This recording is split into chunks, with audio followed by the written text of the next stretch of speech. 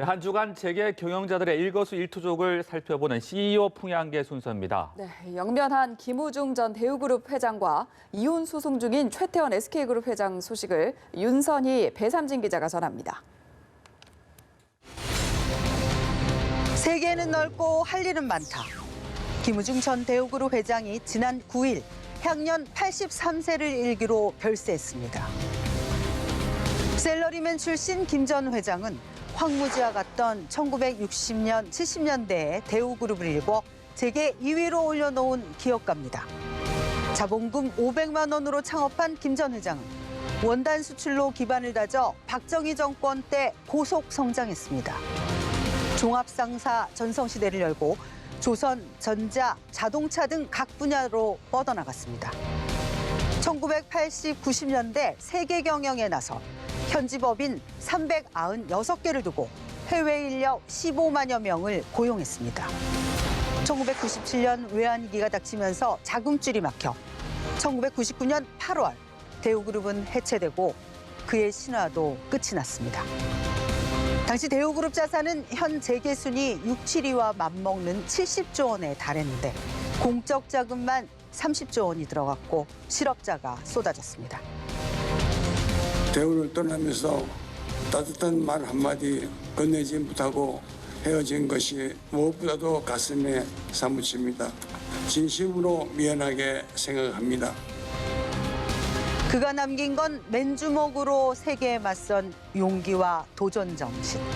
하지만 대우 사태는 과도한 빚에 기댄 무리한 확장, 이를 가능케 한 정경유착의 그늘로도 남게 됐습니다.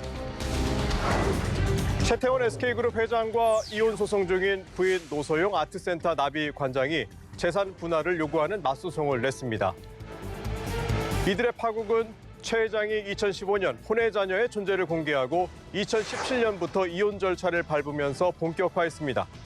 그동안 노 관장은 이혼에 소극적이었지만 지난 4일 법원에 맞소송을 냈습니다. 이제 관심은 재산 분할로 쏠립니다. 최 회장의 재산은 4조 원 정도, SK지분 18.44% 등 유가증권이 대부분입니다. 법에선 이혼할 때 부부가 결혼 후 일군 공동재산을 기여도에 따라 최대 절반씩 나누도록 하고 있습니다. 노 관장이 요구한 건 최 회장이 보유한 SK지분 7.7%, 1조 4천억 원 규모입니다. 만약 지분 분할 결정이 내려지면 최 회장은 본인 소유 지분이 줄어 그룹 지배력이 약화될 것으로 보입니다. 이 최 회장에게 가정사가 그룹 경영의 주요 리스크로 부상한 겁니다.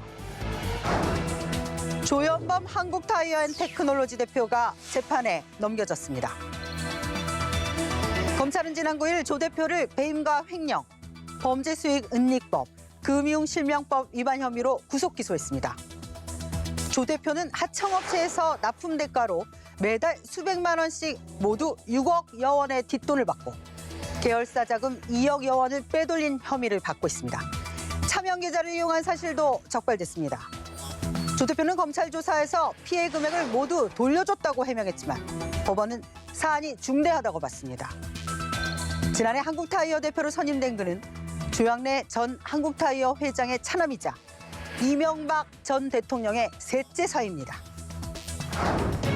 이재현 CJ그룹 회장이 승계 작업을 가속화하고 있습니다. 아들 이선호 CJ 제일지당 부장과 딸 이경후 CJ E&M 상무에게 CJ 주식 총 1,200억 원어치를 증여했습니다. 증여 주식은 이 회장이 지난해 말 CJ에서 배당받은 신형 우선주인데요. 가격도 싸고 세금도 적고 10년 후 보통주로 전환됩니다. 이미 이 회장 자녀들은 CJ 주주입니다.